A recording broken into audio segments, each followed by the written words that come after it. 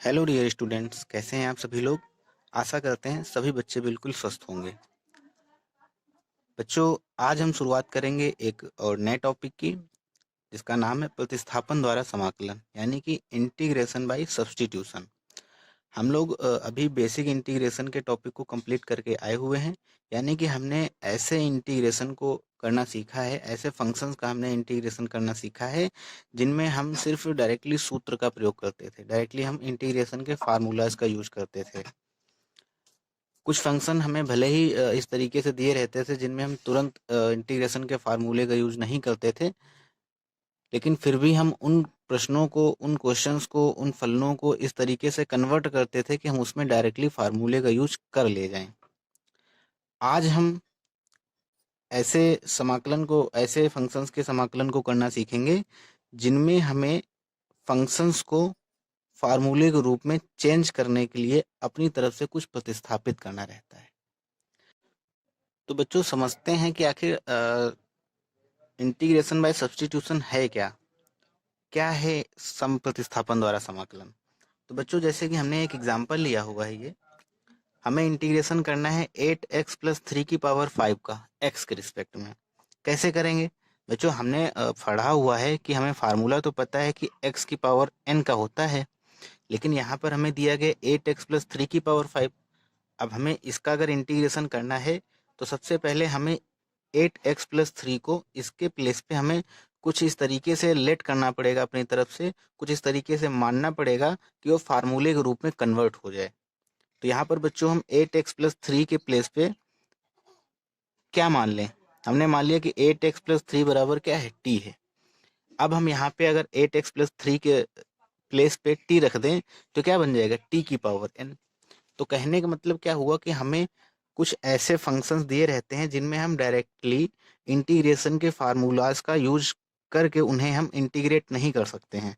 उनमें हमें अपनी तरफ से कुछ सब्स्टिट्यूट करना पड़ता है। सब्स्टिट्यूट करने के बाद में वो जो फंक्शंस होते हैं वो स्टैंडर्ड फंक्शंस यानी कि मानक फलनों में बदल जाते हैं। मानक फलन मतलब कि सूत्र के रूप में चेंज हो जाते हैं, और फिर उन मानक फलनों में फार्मूलाज का यूज करके उनको हम आसानी से इंटीग्रेट कर लेते हैं। तो समाकलन करने की ये जो विधि है, ये जो प्रोसेस है, इसी को हम लोग प्रतिस्थापन विधि कहते हैं, और इसी प्रोसेस को हम प्रतिस्थापन द्वारा समाकलन कहते हैं। तो आशा करते हैं सभी बच्चों को समझ में आया होगा। तो सबसे पहले अब इसमें हम बातें हैं कितने टाइप के प्रश्न बनते हैं। तो उनमें सबसे पहले हम बात करते हैं टाइप 1 के प्रकार के प्रश्नों की। तो हेडिंग डालिए टाइप 1। टाइप 1 हेडिंग डालिए बच्चों। इसमें लिखिए फंक्शन अगर आपको ए एक्स प्लस बी या ए एक्स माइनस बी के रूप में दिया गया हो, के रूप में दिए गए फलन का समाकलन ज्ञात किया जाता है।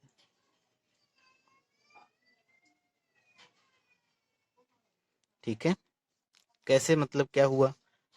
तो बच्चों, अब हम इस क्वेश्चन को सॉल्व करते हैं, फिर इसी के माध्यम से हम समझते हैं। क्वेश्चन आपको जैसे दिया गया है, आई बराबर आपको इंटीग्रेशन करना है 8x प्लस 3 की पावर 5 का x के रिस्पेक्ट में। तब हम क्या करेंगे, 8x प्लस 3 को बच्चों t मानेंगे। तो लिखिए यहाँ पे माना t बराबर क्या है, 8x प्लस 3। इसके बाद में जो हम मानते हैं ax प्लस बी को t मान लिया जाता है, और फिर ax प्लस बी का अवकलन करके, यानी कि x के सापेक्ष अवकलन करके, यहाँ पे लिख लीजिए ax प्लस बी का x के सापेक्ष अवकलन करके dx का मान dt के पदों में ज्ञात किया जाता है। यानी कि इसका हम x के रिस्पेक्ट में जब अवकलन करेंगे तो dt अपॉन dx बराबर बच्चों क्या हो जाएगा, 8। x का 1 हो जाएगा और इसका बच्चों 0 हो जाएगा। यानी कि यहाँ से हम dx की अगर वैल्यू निकालें, तब बताइए बच्चों dx की वैल्यू यहाँ से क्या आएगी, dx बराबर 1/8 में dt। ठीक है बच्चों, यहाँ तक समझ में आया होगा ऐसा क्यों किया हमने। देखिए यहाँ पर बच्चों ये i बराबर आपको दिया गया है, i बराबर 8x प्लस 3। अब हम 8x प्लस 3 के प्लेस पे रखेंगे t, तो ये हो जाएगा t की पावर 5, और यहाँ पर हो जाएगा dx। अब यहाँ पे ये जो फंक्शन है, फंक्शन तो टी के रूप में चेंज हो गया। अब जो टी के रूप में चेंज हुआ है उसका हम समाकलन जो करेंगे तो वो एक्स के रिस्पेक्ट में कैसे करेंगे? हमें तो पूरे फंक्शन का समाकलन करना था एक्स के रिस्पेक्ट में। अब यहाँ पे ये टी है, अब टी का एक्स के रिस्पेक्ट में समाकलन कैसे हो पाएगा? इसलिए अब इस dx को भी हमें टी के रूप में चेंज करके लाना रहेगा। इसलिए हम इसको dx की यहाँ से वैल्यू फाइंड करते हैं। dx की वैल्यू फाइंड करने के लिए ही हम इसका एक बार डिफ्रेंसिएशन करते हैं। ठीक है, ये बात समझ में आई आप लोगों को? अब इसलिए अब ये dx की वैल्यू जो निकल के आई है, अब इसको हम यहाँ dx के प्लेस पे पुट करेंगे। तो यहाँ लिखिए आई बराबर इंटीग्रेशन टी की पावर 5 और dx के प्लेस पे वैल्यू क्या रखेंगे? 1/8 dt। अब फंक्शन भी टी के रूप में है, अब इसका हम आसानी से टी के रिस्पेक्ट में इंटीग्रेशन कर सकते हैं। अभी ये एज अ कांस्टेंट हो जाएगा अगर इसका हम एक्स के रिस्पेक्ट में इंटीग्रेशन करेंगे। चलिए बच्चों, यहाँ पर अब 1/8 क्या है? कांस्टेंट है, इंटीग्रेशन से बाहर हो जाएगा, अंदर क्या रहेगा? टी की पावर 5 और dt। अब बताइए x की पावर n dx का आपको हमने इंटीग्रेशन बताया क्या होता है? x की पावर n का इंटीग्रेशन होता है बच्चों x की पावर n+1 अपॉन में n+1 यानी कि t की पावर n+1 यानी कि 6 और अपॉन में n+1 यानी कि 6 और प्लस में c यानी कि 1/48 t की पावर 6 प्लस में c।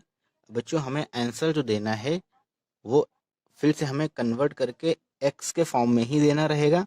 यानी कि अब हमें t की वैल्यू यहाँ पे पुट कर देनी है। हमने t क्या माना था? हमने यहाँ पे t जो माना हुआ था वो 8x+3 माना था, यानी कि t के प्लेस पे रख देंगे 8x+3 की पावर 6 और प्लस में c। यही आपका आंसर है। नोट डाउन कर लीजिए। आशा करता हूँ सभी बच्चों को ये समझ में आया होगा।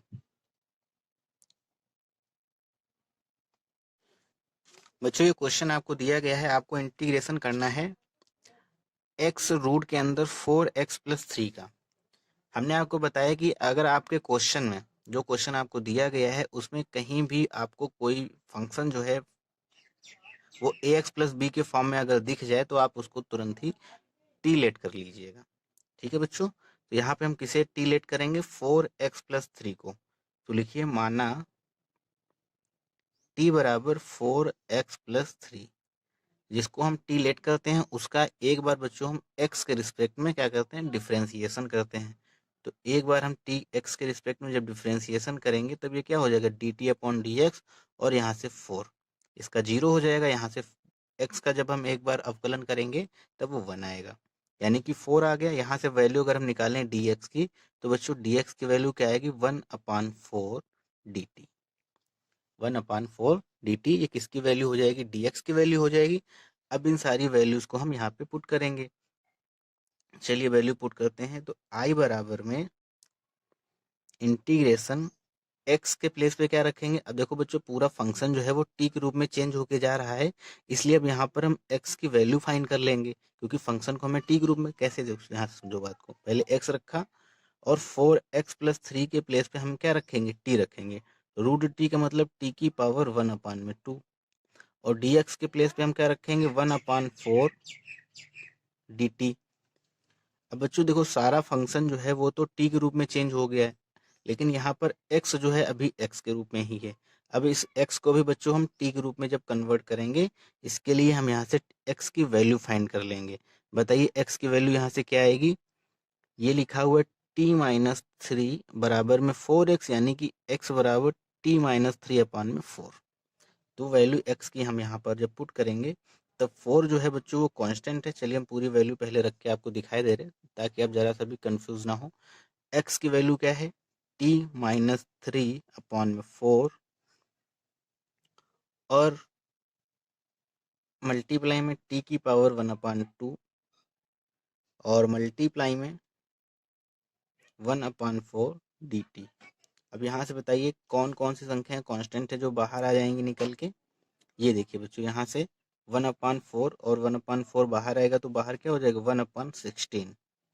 अब इस t का इस t में मल्टीप्लाई करेंगे तो t और मल्टीप्लाई में t की पावर 1/2 और -3 का हम इसमें मल्टीप्लाई करेंगे, क्या आएगा?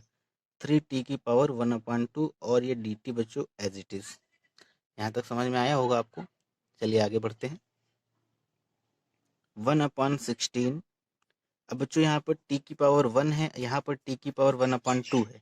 क्या हो जाएगा यहाँ पर 1 + 1/2, क्योंकि ये मल्टीप्लाई में है इसलिए घाते जो है वो जुड़ जाएंगे। यहाँ t की पावर 1 है और यहाँ पर t की पावर 1/2 है। जब घाते आपस में जुड़ेंगे तो 1 + 1/2 क्या हो जाएगा 3/2 और माइनस का 3t की पावर 1/2 dt। ठीक है, अब इसको हम अलग अलग कर लेते हैं। I बराबर 1/16, ये बच्चों हो जाएगा t की पावर 3/2 dt माइनस 3 इंटीग्रेशन से बाहर हो जाएगा t की पावर 1/2 dt। अब यहाँ पर हम लोग फार्मूले का यूज करेंगे डायरेक्टली t की पावर n का, यानी कि x की पावर n का। क्या होता है फार्मूला, x की पावर n+1 यानी कि t की पावर 3/2 + 1 और अपॉन में n+1 यानी कि 3/2 प्लस में 1 और माइनस 3 t की पावर 1/2 यानी कि t की पावर 1/2 + 1 और नीचे क्या हो जाएगा 1/2 + 1 और plus constant of integration c। बस बच्चों इसी को हमें सॉल्व कर लेना है। ये हो जाएगा 1/16,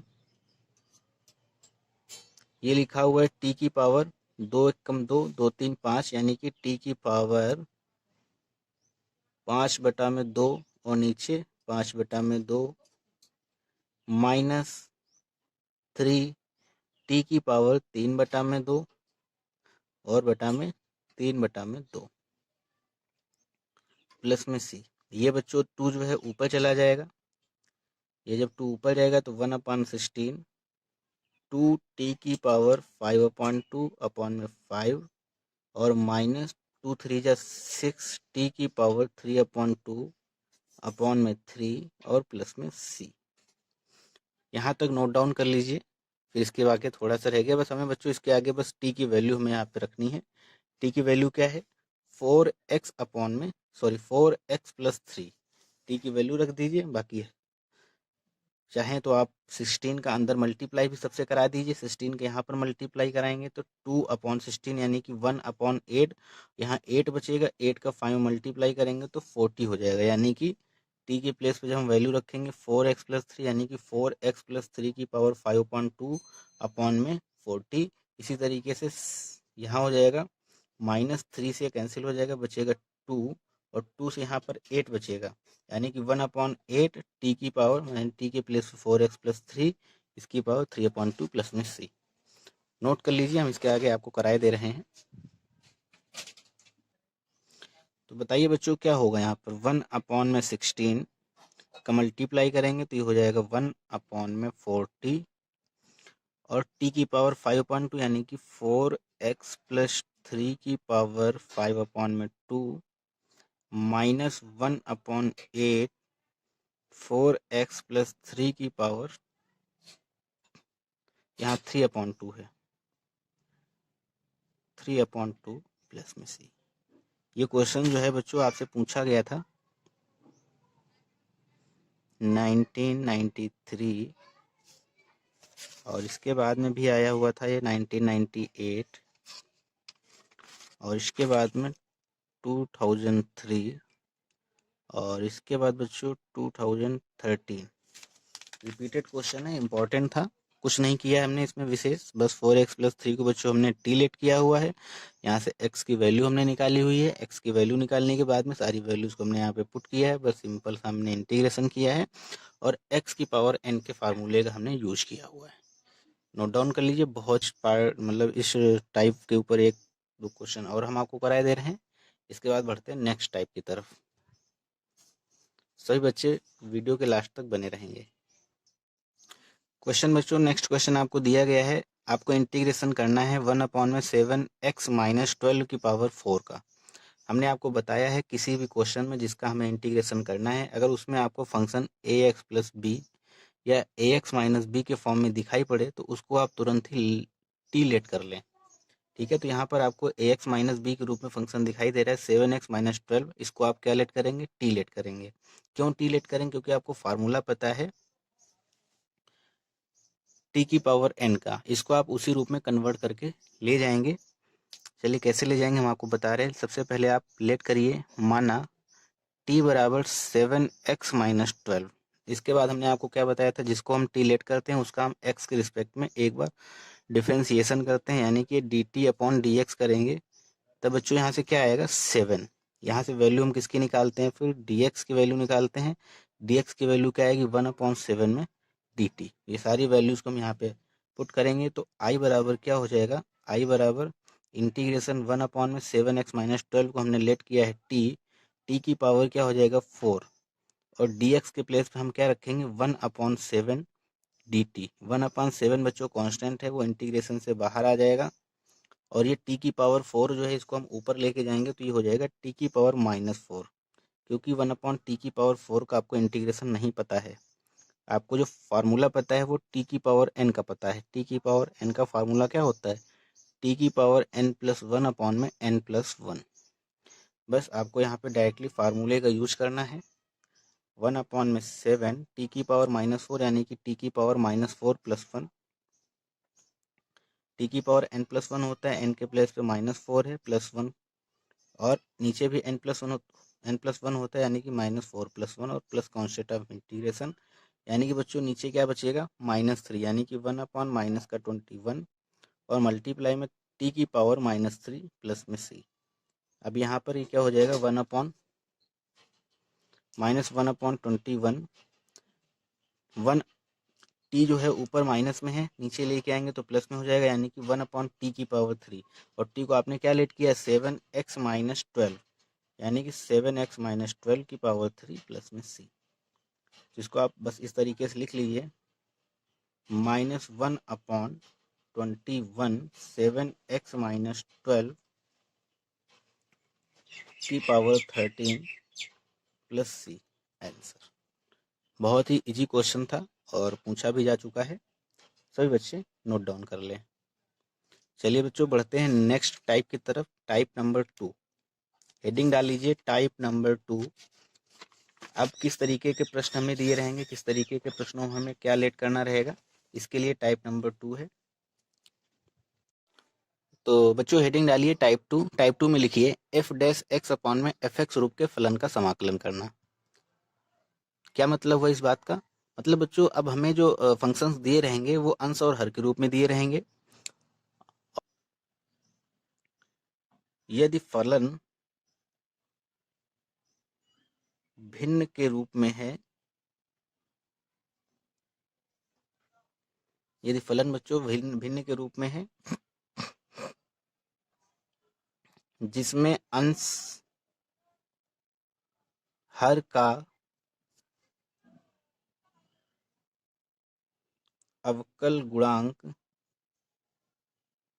है तो हर को टी मान लेते हैं। हर को बच्चों क्या मानते हैं, हर को टी मान लेते हैं, जिसे डिफरेंशिएट करने पर, यानी कि जिसे अवकलित करने पर अंश dt बन जाता है। ठीक है, कैसे करेंगे क्वेश्चन बच्चों, आपको ये दिया गया है i बराबर sin x अपॉन में cos x। क्या दिया गया क्वेश्चन, i बराबर sin x अपॉन में cos x। आपको इसका इंटीग्रेशन करना है x के रिस्पेक्ट में।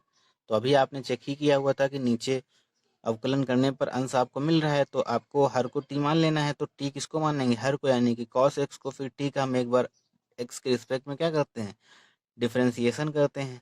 अब बताइए क्या आ जाएगा, माइनस का sin x आ जाएगा। अब यहाँ से हम वैल्यू किसकी निकालेंगे, dx की वैल्यू निकालेंगे। प्रोसेस वही रहेगा हमारा पुराना ही वाला। dx बराबर क्या आ जाएगा बताइए, dx बराबर जो है बच्चों वो आ जाएगा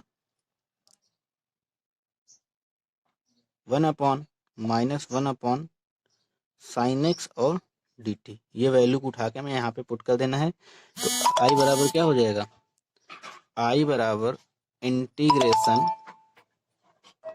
sin x के प्लेस पे हमें sin x ही रखना है, और cos x के प्लेस पे क्या रखेंगे t, और dx के प्लेस पे बच्चों क्या रखेंगे -1/sin एक्स और डी टी। साइन एक्स से साइन एक्स कैंसिल हो जाएगा, माइनस का 1/t dt। अब बताइए बच्चों, 1/x का x के रिस्पेक्ट में इंटीग्रेशन होता है log x, तो 1/t का t के रिस्पेक्ट में इंटीग्रेशन क्या हो जाएगा, log t। और log t के प्लेस पे आपने क्या माना है, x, यानी कि log cos x।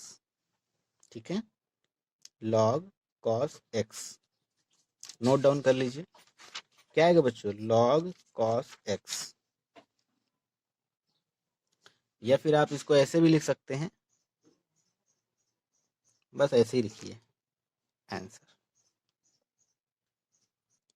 बच्चों अगर इस पर हम डायरेक्टली फार्मूला बनाना चाहें तो कैसे फार्मूला बनेगा, ध्यान से देखिएगा। हम डायरेक्टली वैल्यू यहीं पर भी इसके रख सकते हैं। कैसे रखेंगे सभी बच्चे ध्यान से देखेंगे।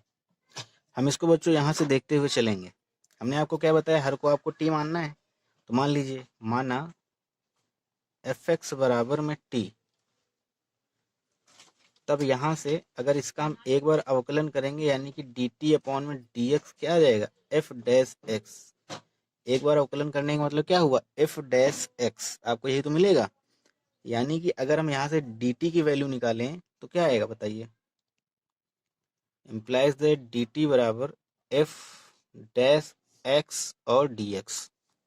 ठीक है, अब ये वैल्यूज को हम कहाँ पुट करेंगे, यहाँ पुट करेंगे, तो ये हो जाएगा integration F dash x upon में एफ एक्स dx बराबर क्या हो जाएगा, integration F dash x dx के प्लेस पे हम क्या रखेंगे, एफ डैश एक्स dx के प्लेस पे रखेंगे dt, और एफ एक्स को भी हमने t लेट किया है, तो ये t। तो ये क्या हो जाएगा, 1/t का डी टी के रिस्पेक्ट में इंटीग्रेशन, यानी कि log t। और t किसको आपने माना है, एफ एक्स को, यानी कि log एफ एक्स। मतलब कोई भी क्वेश्चन जिसका आपको आंसर हर वाला है, कोई भी क्वेश्चन जिसको आपको हल करना हो, आप डायरेक्टली बस वैल्यू लगाइए log एफ एक्स, यानी कि log लिख के नीचे जो फंक्शन आपको दिया गया बस वही, नीचे जो फंक्शन दिया गया वही रखना है, यानी कि log, और यहाँ लिख लीजिए log हर। बस यही आपका फार्मूले के रूप में काम करेगा। कोई भी क्वेश्चन पे आप इसको अप्लाई कर लीजिए, किसी भी क्वेश्चन पे अप्लाई कर लीजिएगा। इसके आगे हम आपको क्वेश्चन जो है बच्चों वो नेक्स्ट पार्ट में कराएंगे। आज जो हमने पढ़ा है इसको आप नोट कीजिए कॉपी में, और इसके ऊपर बेस्ड क्वेश्चन एक दो लगाइए, आपको बिल्कुल आसानी से सारा कुछ समझ में आएगा। नेक्स्ट पार्ट में हम टाइप 1 और टाइप 2 के ऊपर सबसे पहले आपको बेस्ट दो दो क्वेश्चंस कराएंगे जो आपके एग्जाम में पूछे जा चुके हैं, और उसके बाद फिर हम टाइप 3 और टाइप 4 भी आपको कंप्लीट कराएंगे पार्ट 2 में। इसलिए सभी बच्चे हमसे जुड़े रहेंगे और इस वीडियो को सभी दोस्तों में अपने शेयर करेंगे। ये वीडियो जो है बच्चों आप 11th और 12th के स्टूडेंट्स में भी शेयर करें, जो भी आपके गांव वगैरह में आसपास के स्टूडेंट्स हैं आप उनको भी ये वीडियो प्रोवाइड करें, क्योंकि हम आपको बहुत ही आसान सी लैंग्वेज में समझा रहे हैं, सारा कुछ बेसिक से लेके चल रहे हैं। तो उन बच्चों को जिनको इंटीग्रेशन बिल्कुल भी समझ में नहीं आता है उनको भी सारा कुछ आसानी से समझ में आएगा। तो आज के वीडियो में बस यहीं तक। सभी बच्चों को बहुत बहुत धन्यवाद।